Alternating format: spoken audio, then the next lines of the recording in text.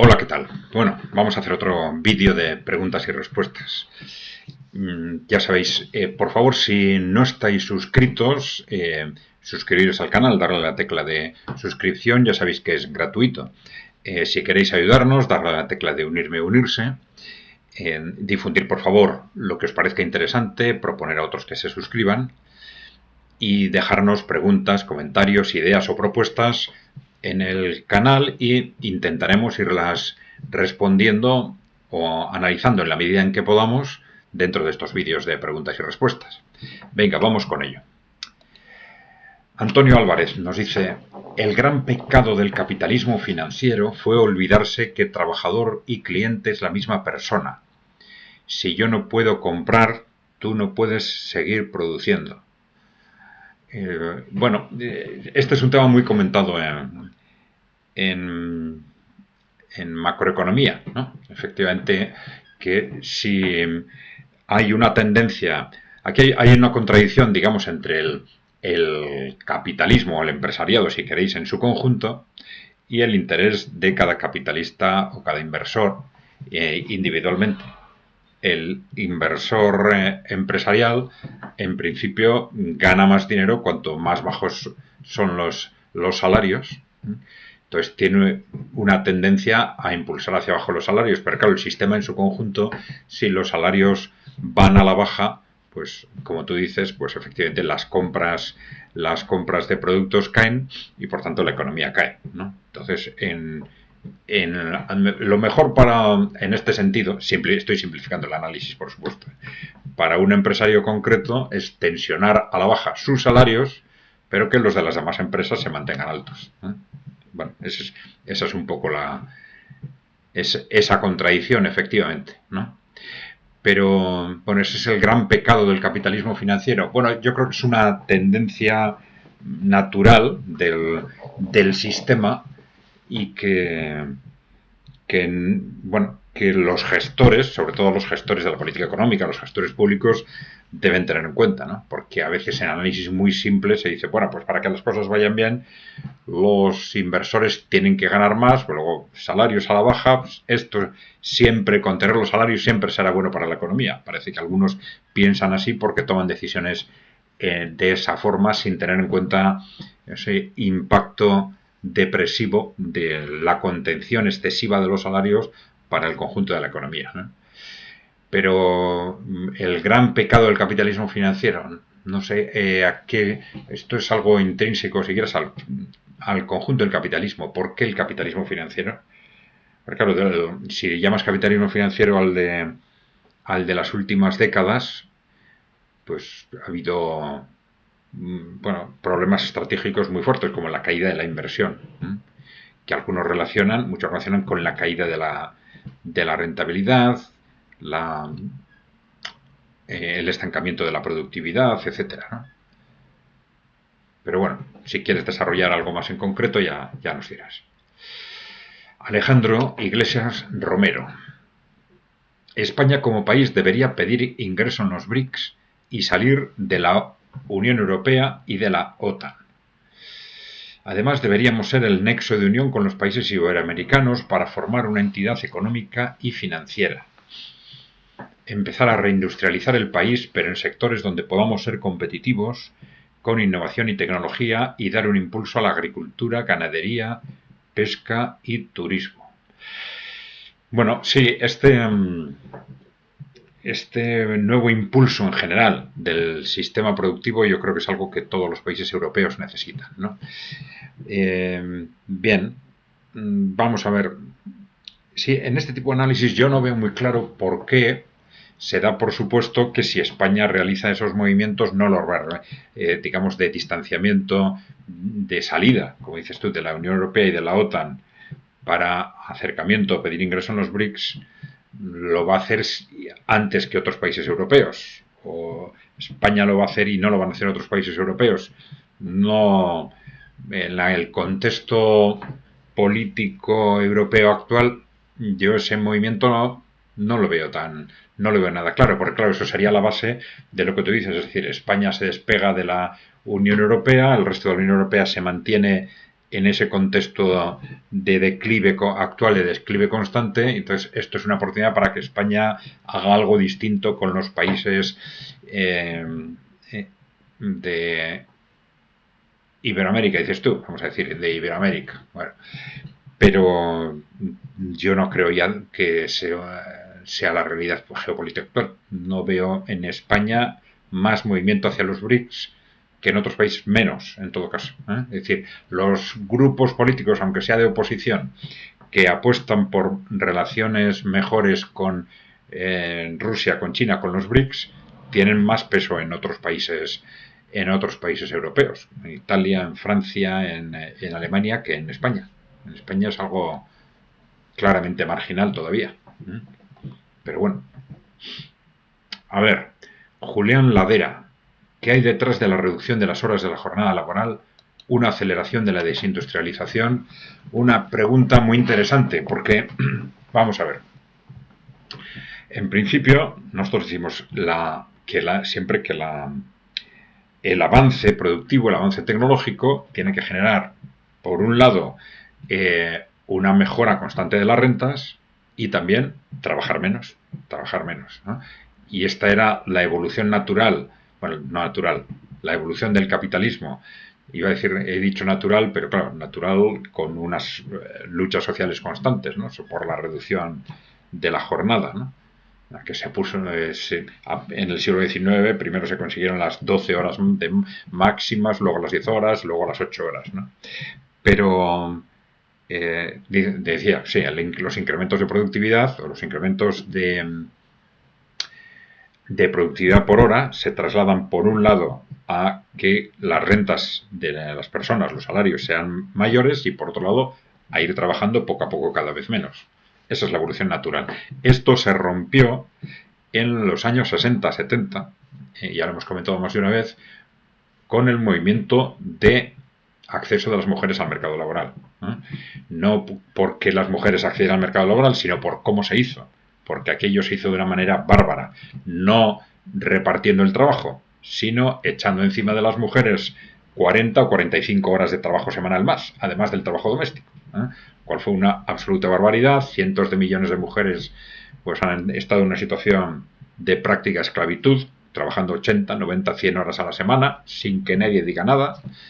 Lógicamente esto fue un factor que probablemente el más importante en el hundimiento de la natalidad en Europa.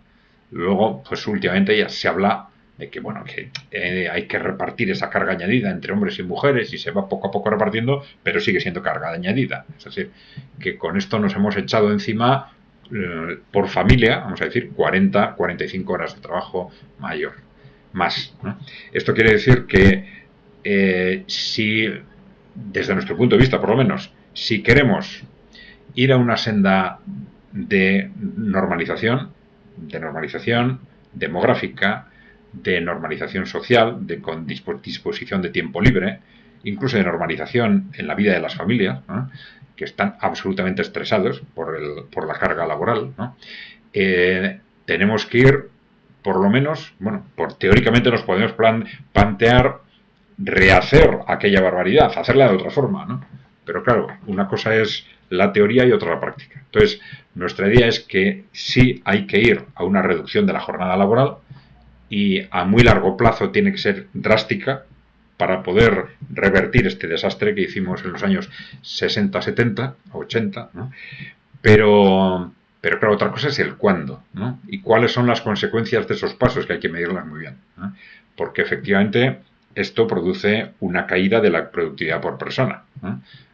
No de la productividad por hora, evidentemente, pero sí de la productividad por persona o por trabajador, ¿no?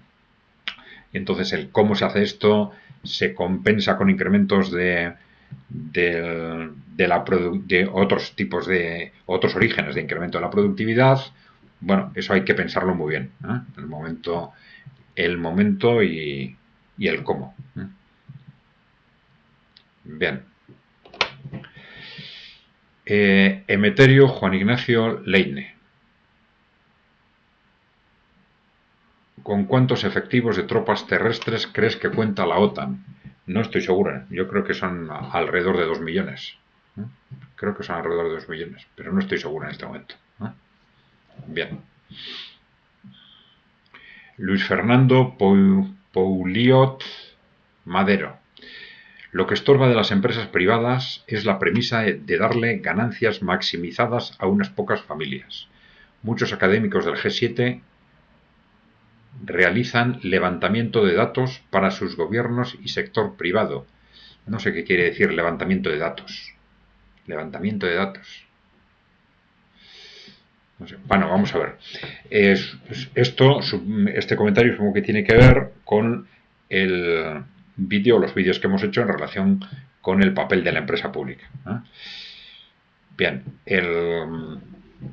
vamos a ver, en el momento actual, la tendencia en los países emergentes es a darle un mayor peso a las empresas públicas en sectores, sobre todo en grandes empresas, sectores estratégicos clave.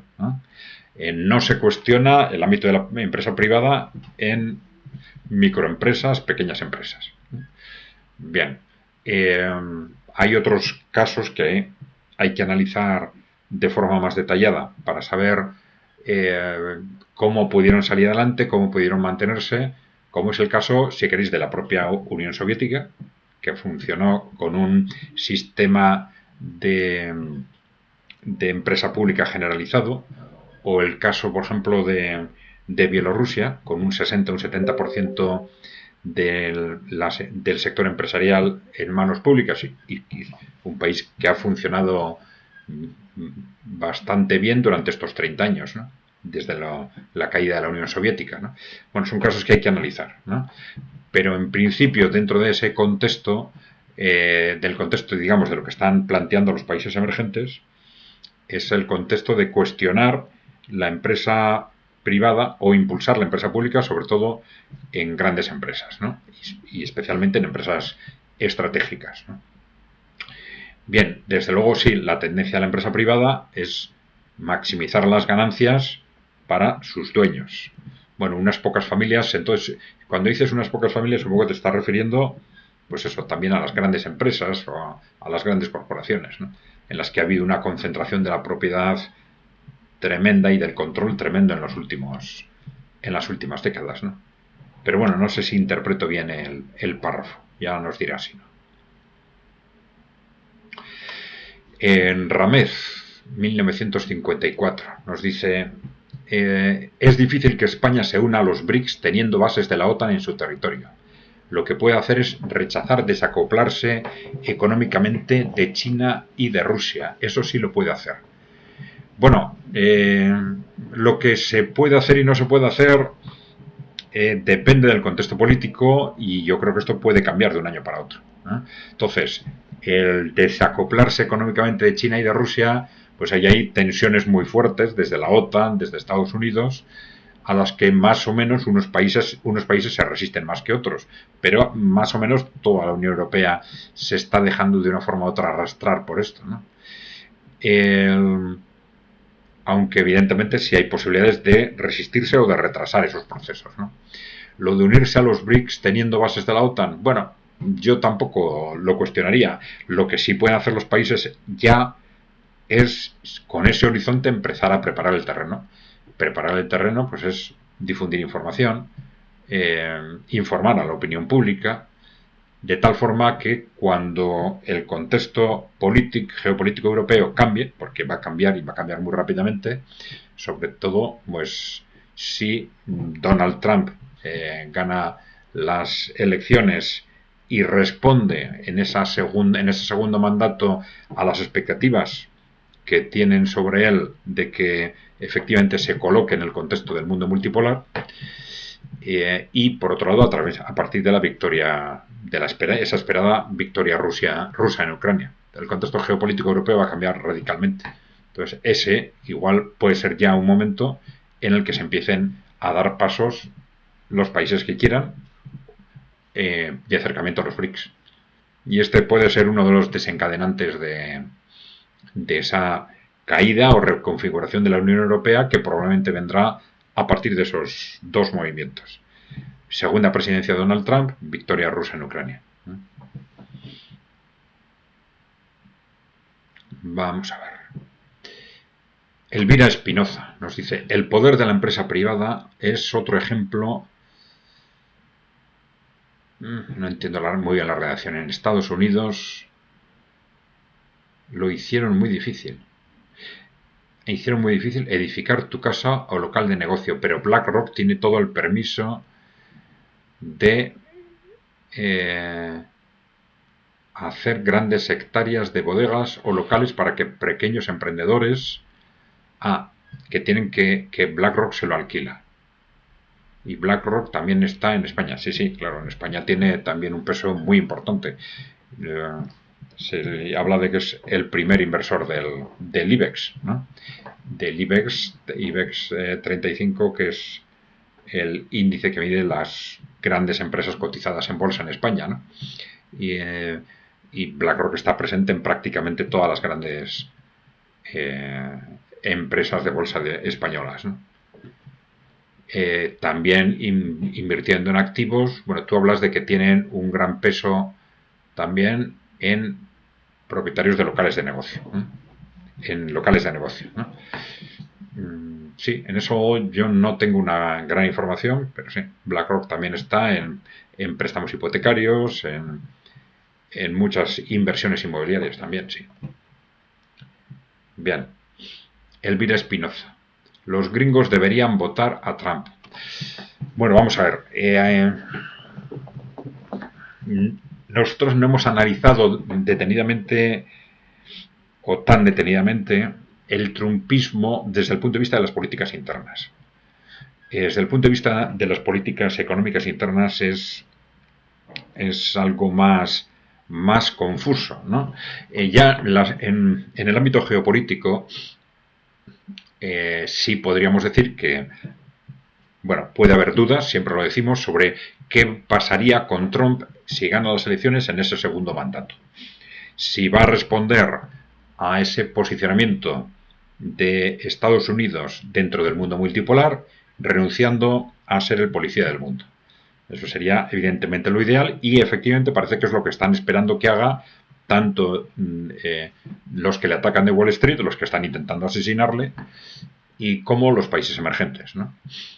Bien, este es, digamos, probablemente el aspecto más positivo. En política interna, el trumpismo no es un modelo claro, ¿no? Parece, bueno, una buena parte es un modelo liberal, pero en otros aspectos es intervencionista. Sobre todo hay un cuestionamiento del orden económico en el ámbito financiero, ¿no? Un cuestionamiento de las políticas entre el gobierno y Wall Street, del sistema monetario, bueno, pero no hay mucha más claridad al respecto, ¿no? Bueno, ya lo iremos viendo si efectivamente hay un segundo mandato de Donald Trump.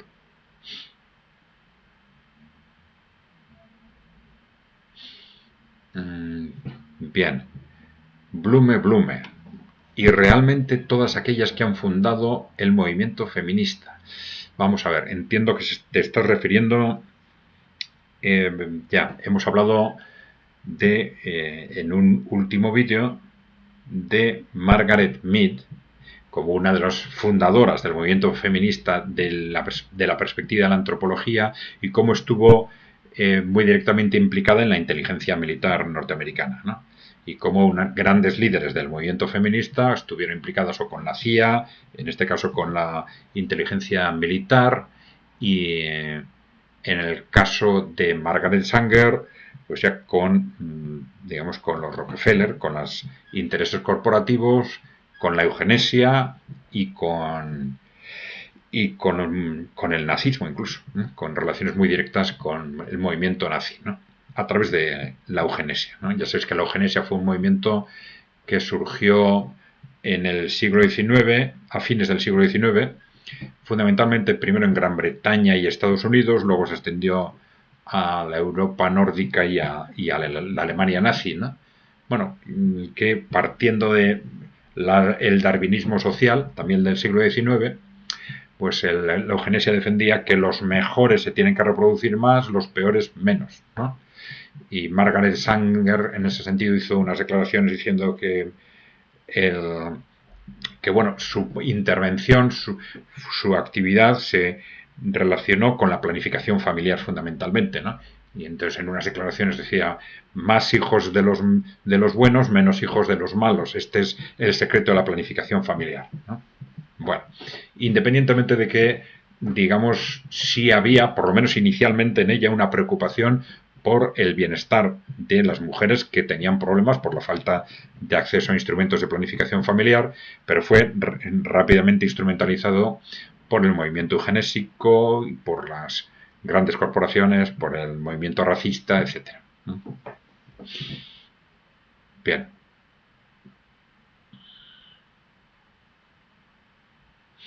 María del Carmen Ruiz Piernas dice: ¿usted sabe lo que es el plan Kalergi? Pues eso es lo que está ocurriendo. Bueno, sé lo que es. No sé hasta qué punto eso no es una realidad, ¿no? Bien, vamos a ver. Los hechos nos dicen que los fenómenos migratorios a territorios industriales, ya lo hemos dicho, tienen dos objetivos estratégicos clave. Y esto viene sucediendo desde el siglo XIX. Un primer objetivo de maximizar o reducir el coste de la mano de obra, contratando mano de obra barata de forma masiva, y un segundo objetivo de control social. Este segundo objetivo puede tener relación con eso que tú comentas del plan Kalergi, porque al final es un objetivo de división social. Una vez que esa inmigración adquiere un determinado nivel, pues se enfrentan a unos con otros, y al final los que han generado este movimiento pues disponen de unos instrumentos estupendos para controlar la sociedad. Bien. Sí es importante repetir siempre que en este caso los que no son culpables de nada son los inmigrantes, o sea, porque a ellos se les trae para explotarlos, salvo, por supuesto, como nos soléis recordar, o sea, si hay alguno que ha cometido un acto delictivo, pues evidentemente él es responsable, ¿no? Pero los responsables son, primero, esos empresarios que los traen para lucrarse artificialmente, reduciendo el coste de la mano de obra, los políticos que mantienen, toleran o impulsan esos procesos y que nos engañan, nos han engañado y nos siguen engañando durante 30 años diciéndonos que es una cuestión de solidaridad, que es una mentira absoluta. Y luego, por supuesto, las grandes empresas que les dicen a los políticos qué es lo que tienen que hacer y lo que no tienen que hacer. Bien.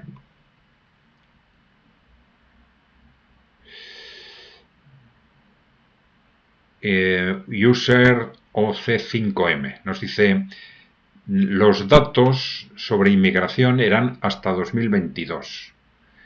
Sí, los datos, supongo que se refiere a los datos que dimos sobre de la Unión Europea, sobre cómo, que nos reflejan en los últimos, creo que eran 6 o 8 años, cómo la inmigración irregular, que premeditadamente nos están intentando confundir desde los medios como si fuera el total de la inmigración irregular no es más que entre un 5, como mucho, un 10% del total. El fenómeno migratorio es fundamentalmente un fenómeno de explotación masiva de mano de obra barata.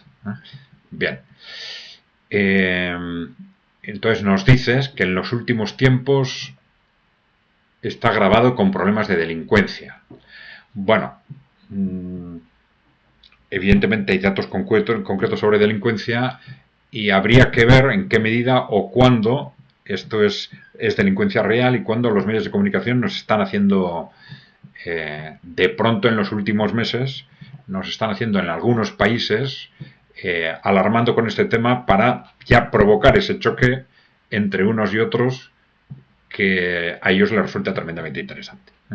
Yo sospecharía ver cómo estos fenómenos de delincuencia se ocultan y de pronto, ¡pum!, se lanzan abiertamente, ¿no? Bueno, pues yo creo que esto la verdad es que encaja bastante en esas dos fases de las estrategias migratorias a territorios industriales que hemos comentado. Primera fase, aprovechamiento al máximo de la mano de obra barata. Segunda fase, utilizarlo para controlar la sociedad a través de la manipulación, el conflicto entre colectivos, etc. Bien.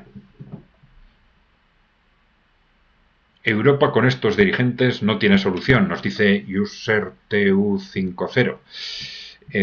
Bueno, pues estoy de acuerdo. Es decir, Europa está en una situación desastrosa, nada ha funcionado bien en la Unión Europea desde el Tratado de Maastricht, desde el año 92. La gestión de Europa está en las manos de Estados Unidos por un lado y de los intereses corporativos por el otro. Hay que cambiarlo todo. Estamos en un proceso de hundimiento económico, social y político.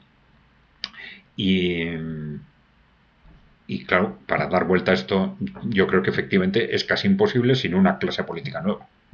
Tú dices, Europa con estos dirigentes no tiene solución. Estoy de acuerdo. Estoy de acuerdo. Bien.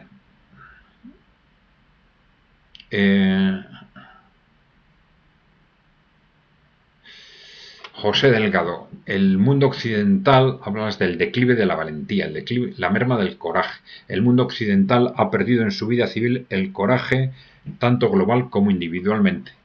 En cada país, en cada gobierno, cada partido político y, por supuesto, en las Naciones Unidas. Bueno, esto se nota en las élites gobernantes e intelectuales y causa una impresión de cobardía en toda la sociedad.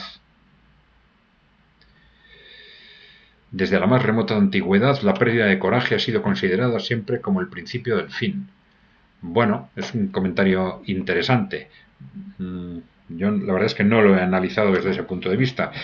Pero bueno, vamos a ver. Tú hablas, por ejemplo, de la clase política. Sí, nosotros hablamos de pérdida de capacidad estratégica. Si hemos dicho que tenemos una clase política cada vez más débil, si vemos las últimas generaciones es algo muy llamativo y que pasa a todos los niveles. Pasa a niveles regionales, nacionales, europeos, en Estados Unidos también. Es decir, hay una clase política cada vez más débil, más débil técnicamente, con menor capacidad estratégica, con menor capacidad de enfrentarse a los intereses corporativos que mandan en Europa y Estados Unidos, y esto es una de las razones fundamentales que nos están llevando al desastre, ¿no? Y claro, eso es, sí, pues es uno de los aspectos clave de esto es falta de valentía. También se puede hablar de esa falta de valentía en cuanto a que nos cuesta cada vez más, o nos ha costado durante estos 30 años, yo creo que esto ahora está empezando a cambiar, pero nos cuesta hablar, nos cuesta decir lo que pensamos, a partir de ese partido único que se creó en los años 90, con la concentración de medios y la privatización de medios de televisión fundamentalmente. Todo esto llevó a un contexto en el que los intereses corporativos se convierten en la ideología única. Ya sabéis las tres vertientes de esos intereses corporativos que han sido durante estos 30 años en el ámbito geopolítico, el atlantismo y el globalismo, en el ámbito económico el neoliberalismo y en el ámbito sociocultural el posmocapitalismo, que es dentro del cual entran el posmofeminismo, la manipulación de minorías sexuales, el catastrofismo climático, la explotación masiva de trabajadores migrantes, el individualismo y el debilitamiento de comunidades, todo tipo de comunidades humanas, ¿no? Todo esto se ha defendido de una forma unívoca por parte de estos medios de comunicación y por parte de una clase política en la que ya la izquierda, la derecha y el centro en la práctica han desaparecido, y entonces lo políticamente correcto se convierte en el marco dentro del cual se puede pensar, y hay efectivamente una falta de valentía evidente a la hora de decir cosas que son evidentes y de llamar a lo blanco blanco, a lo negro negro y decir que 2 y 2 son 4, ¿no? Porque siempre que no es políticamente correcto, pues no se puede decir, ¿no? Bueno, pero yo pienso que esto está cambiando muy rápidamente, ¿eh? Está cambiando el contexto, está cambiando en parte gracias a Internet, y claro, toda esta dinámica de lo políticamente correcto durante los últimos años ha sido una dinámica tan absurda y tan destructiva que en la medida en que se empieza a hablar se va deshaciendo y se va a deshacer muy rápidamente, yo estoy seguro, en los próximos años. Bien. Bueno, ya llevamos 30 minutos. Si os parece, lo vamos a dejar aquí.